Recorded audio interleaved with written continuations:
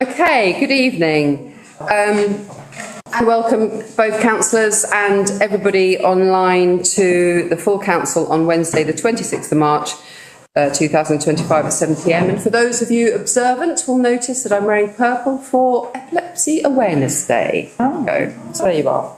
Right, the first item on the agenda is apologies from our Chair, Councillor Orban, and Councillor Hetherington for personal reasons. Any other apologies? We're all here, aren't we? Good. Item agenda number 2, declarations of interest. Are there any declarations of interest for tonight's meeting? No, that's very defined no. Thank you, Councillor. Right, so moving swiftly on. Number 3, public participation. None? Okay. This is going to be a fabulous meeting. Okay, so number 4, let's get to business. Minutes of council meetings. To approve the minutes of the ordinary meeting of the council held on the 26th of February 2025. Do we have any questions about it before I ask for a proposer and a seconder? Okay, is anybody going to propose? Thank you very much, Councillor Hudson, and Councillor Austin seconded. Thank you. All those in favour? Thank you. End of the table. Just do that again for everybody who's listening. All those in favour? Thank you. Cheers. Right. Number 5. Finances, including grants. To receive a report on payments the 1st to the 31st of March 2025, the Council is asked to note the payments authorised by the Town Clerk and RFO, £7,247.48, and approve the payments above the threshold delegated to the Town Clerk and RFO, which is a total of £98,183.82. You have the information in front of you. Would anybody like to say anything? Councillor Green. If nobody's commented, I'd like to propose that we note the first set and approve the second. I'll second. Seconded from Councillor Hudson. Anybody else? No questions? Right. All those in favour? Thank you, that's carried. First part, okay, still on finances. Members, oh sorry, who going to put something? Members to consider a report from the Deputy Town. Go on. Sorry, those are the minutes. Oh yes, There's your agenda. Thank you. It's just because I thought it over just the last minute. Where are we? Right, so item number 6, committee minutes. We've got various committee minutes to approve. The first one being... Sorry, Chair, they're for noting. For noting, not approving. The first one being the draft Planning and Infrastructure Committee meeting on 12th of March 2025. Proposed by Councillor Austin. I'm more than happy to second that because I was there. All those in favour? Thank you, noted. The next one, draft Finance and General Purposes Committee meeting March the 19th. 2025. We have a proposer. Ask you a question. Yes, you can. Have we written to the people that we said that we should write to about the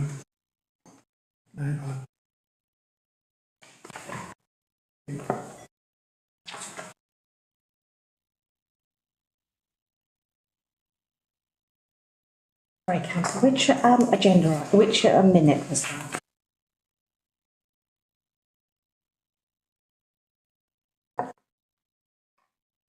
I don't know, did we take it there? I thought we took it back. That meeting. What did we break out of?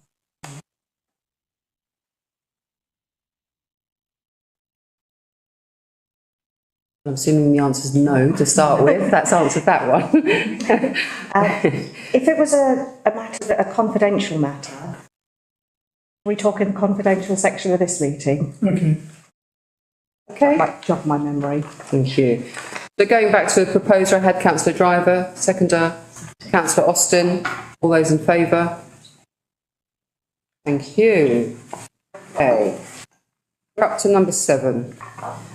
Quadrennial review of Parish Council Allowances 2025 to 2029.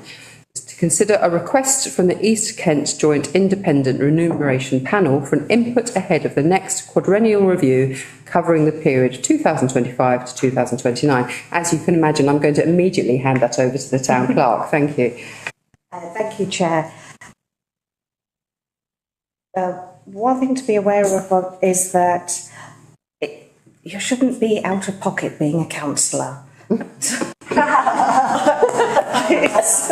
Sorry. Paying to be a councillor. Okay. So it's because then it's off-putting to prospective councillors in the future. It is. Particularly young ones. Yeah. Is that me? Yes. So this is whether you've got any thoughts or recommendations as to the sum that councillors receive. And so for a council of this size, it's £600 per member and £1,200 for the chair. And this has been the sum that's been in place for the last 4 years. And the East Kent Joint Remuneration Panel is now considering what the sum should be for the coming 4 years. Yes, sorry. As I said before, I think with austerity as it is at the moment, I think we should keep it as it is. I don't think that anybody that should really hard up. I mean, we do represent Ramsgate residents. That's where it starts here. Councillor Wee. I do think that with, the average age of a councillor, I think we were told at TDC is 60. I think it's absolutely, and I'm sure I'm 2 years over that, so I'm absolutely sure that maybe the average in this room is slightly more than that. How are we going to attract young people? So I think it's a serious thing we should take forward. Yes. When we bloody hell, I've gone right out of my head. Devolution, when we reorganise. And in my head, I've got a figure that perhaps somebody who would be part of that East Kent Council, and there would have to be a review of this, but in my head, I think a councillor, a basic salary for a councillor of an East Kent Council should be the average salary of the area. If we're going to attract quality people into politics, and particularly young people, to try and drive the age down, to make sure that a council is more representative of our communities, then we seriously have to provide an allowance which at least is the basic average salary of the area, and that's my opinion, and I think that's what we should be fighting for going forward. As I think I think it stays it is now. I support Councillor Shonk, but I definitely think there needs to be a review of the East Kent Award, and also anything that the parish council, the town council might expand in a way. So they're my thoughts. Thank you, Councillor Wing, and I agree with you. Come the devolution process, things will change, and it has to be fit for purpose, quite frankly, to attract other people. Yeah. I obviously bring the age range down. Yeah, Massive. Quite a lot. Massive. Quite a lot. Talking on austerity hits councillors as well. Yes, thank you. You know, quite often this is seen as very voluntary and giving as a role, financially as well as emotionally, physically. Yes. However, so I do think it perhaps does need to be reconsidered, but that's my point of view. And you've got to bear in mind, this is a public forum. People may be too embarrassed if they cannot cope with that expense rate. Thank you. Councillor Hetherington, Councillor Ribbington, sorry, Vicky. A couple of thoughts. One is that actually, if you Google the role of councillor, it does actually say it is a volunteering role online. And so what we receive is an allowance towards quite a lot of it time expenses as well as actual outlay. And obviously it's different in the different councils, whether it's Kent, Thanet or Town and Parish. or as it's going to be, the unitary. So taking Councillor Wing's point, I agree it should be looked at, but it needs to be looked at as a national level, not something we can consider. And the other thing I wanted to say, it's just a thought really, is that generally speaking, there is a lack of interest and engagement in politics in the population under 45, and that's one reason why the average age of councillors is older. And when I look at the membership of my party, I know what the membership of my party is in age bands, and it's definitely 45 plus is the highest age range. So you are obviously just in that. Just in there, yeah, Just thank in there. But seriously, that and that is something else that we need to be aware of, and would introducing a salary at councillor level actually attract more people or not? I don't know the answer, but I'm just throwing the question out there. Thank you. I've got Councillor Driver and Councillor Green. Right, yes, I just say that I think that it ought to be raised slightly, because I think that something like £1,000 over the next 4 years is pretty minimal, and it's not going to affect the residents one iota, because it's pennies. And I think it would just be there's a minimum that would make people think that it should just like an expensive thing, like a £20 a week. It's not even that, So, Thank you, Councillor Green. I'm going to make a proposal. Okay. I mean, we're being asked to share our opinion with the East Kent Joint Independent Remuneration Panel. We're not being asked to set. Certainly. So I'm going to propose that we suggest to the panel that £1,000 would be more appropriate at the moment. Yeah. But also that they consider their opinion of what should happen when reorganisation takes place, and we've got unitary councils and hopefully more responsibility coming down to town and parish council. Certainly. Thank you. That's my proposal. Thank you. Do I have a seconder? So, Councillor Austin. So, Councillor Young, Councillor Crichton. I was just wondering if, for the £1,000, would we still be, or would it still be invested in whatever is needed in the town? But two things are allowance. If that's 500, that goes to your ward. This is a personal allowance that enables you to do the job, basically. So they're two very different things. Right. Okay, and it's that other one that we're talking about. Councillor Crichton. Yeah, and on that point, it's things like car parking, because we don't have car parking paid in this role, for example, and we have to pay to park when we come to meetings. I was actually going to suggest one of the things that's happened at TDC is that the allowance has been index linked, and that could be a suggestion that we could put forward as well. It's linked to the salary, to the staff salaries. Yes, but could there be some kind of so we don't have to argue about it or whatever. Correct. I was wrong on that, but yeah, that some kind of automatic. Just before I bring Councillor Wing in, though, I like where you're coming from. However, I think the process of devolution and the changes of the parish councils are going to be so that it's sort of like goes above and beyond being linked. I think we need to look at what our council becomes, what our role becomes for us to consider that. So I would suggest maybe that's not appropriate at this particular time, but I understand what your thought process was. Could it be mentioned, I was thinking more not to index link it now, but to actually put that on the table as something to be considered in the future, rather than saying, yes, we do it now. Certainly. But is that throw it on the table. Right, and is that an amendment that if Councillor Green's happy with? Happy to. Well, I don't know what index you're linking Well, to. no. Staff pay rise is what they do.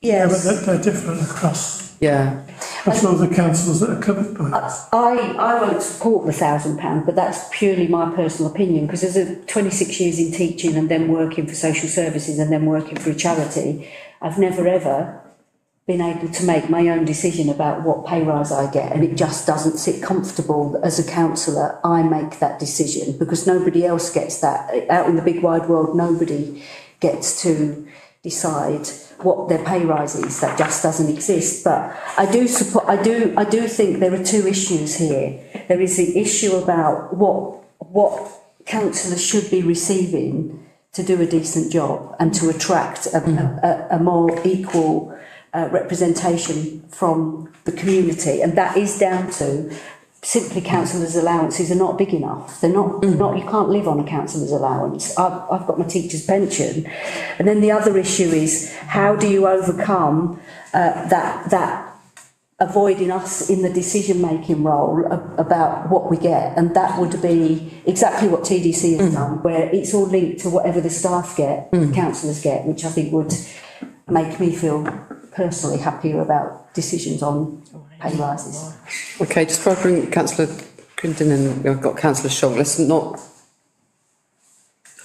keep going too long, but people do make a very big decisions about their own pay rises in lots of other areas. And I'm, as a teacher, yes, of course, then I'm tied to whatever I'm given, but I, see a lot of other things where people are very, very part of what their pay rise should be. So I don't think that's necessarily a wrong thing to do. And as you said, I think first and foremost we're paying forward, aren't we? In the sense of we need to ensure whoever gets elected after us, then we've done them as the service of making it a viable proposition. So that's very considered. Councillor Critton and then Councillor Shaw. Responding to what Councillor Wing was saying, in the private sector employment, and actually in a lot of charities, if you're employed, is you would have an annual review with your manager or your supervisor, and you're bound to be asked, do you think you deserve a pay rise or something like that? So I see this as all we're doing is we're making our comment to the East Kent Joint Independent Remuneration Panel. We're not making a decision, but we can say what we think they should take into consideration. So that's how I see it. Right, we do have a proposal on the table. I'm going to let Councillor Shonk and then Councillor Hudson. I think at the moment we should stick to the 600. We got devolution around the corner. Maybe we could actually talk about it then. If you think of all us councillors, you couldn't pay for my time, you couldn't pay for yours or yours, because we volunteer in that community, don't we? We don't just come here and that's it. So we all volunteer in the community. I've worked for 35 years for a charity. I've never charged them a penny. It's my time, my vehicle. So at the moment, with austerity as it is, and people are looking at us, I don't want to say, because it was going, those councillors all award themselves £1,000. I mean, that's another about 13, 14, 15,000 pound a year on our bill. But anyway, I'm not saying it's got not to be talked about. I'm just saying at this moment. Let's remind ourselves that's £1,000 a year, which is less than £100 a month. And for those people that need to be paying for parking and childcare and bus fare and the rest of it, it doesn't go very far. Let's just remind ourselves about that. Councillor Hudson. I'd also add in there, it is taxable.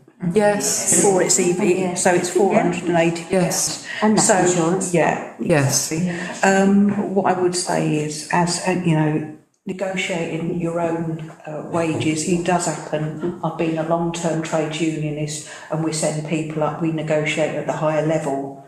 It is always negotiated on behalf of any worker, and this is a voluntary role, but we do come with expenses. We need phones, we're using our own vehicles, wear and tear, potholes, petrol. I don't need to go on. We've got families, people, and austerity hits everybody across the board. Thank you. Thank goodness, at least the interest rates are coming down. Thank you. So we've got a proposal on the table that we're asking the East Kent, whoever they are, Joint Independent Remuneration. Can I respond? Yeah, sorry. I just wanted to remind people that this is for 4 years. So think about what inflation is going to be over those 4 years. In that time. Yes. So, sorry, Councillor Green. So, so the proposal that is that the board look at an annual allowance of £1,000 plus asking them basically where they're going with the whole. What should happen when reorganisation takes place? Yes. A question for them to consider. Yes, definitely. Right, we've had a proposer and a seconder. All those in favour? Oh, hang on. There was an amendment proposed that we also add in, ask for index linking to be considered, but I don't know whether that was officially an amendment or not. No, councillor, yes. So no, Yeah, no, it wasn't, because it wasn't agreed. Okay. Okay, right. Before we vote on this is so this review will look at the expenses rather than us. Oh, yeah. That's what, Yes, it'd be across yes, more, not just us. yeah. I Okay, think it covers 3 district councils. Country Dover. right, are we good? Right, all those in I favour? just need to clarify. So the decision on the £1,000 is their decision, not our decision? Yes. Yes. Okay, right, I'm okay now. That was said at the beginning. Okay, right, all those in favour? Carried, thank you. Okay, the next part, we go on to confidential items. So, do we have to vote on? Yes. It's this? Right, so it's recommended under the Public Bodies Admission to Meetings Act 1960 as extended by S100 of the Local Government Act 1972, the public and accredited representatives of newspapers be excluded from the meeting for the following items of business on the grounds that they involve the likely disclosure and exempt information as defined in Part 1 of Schedule 12A of the Local Government Act 1972 by virtue of the paragraph specified against them. And if that hasn't made people turn off already, I don't know what we're... Okay? We need to vote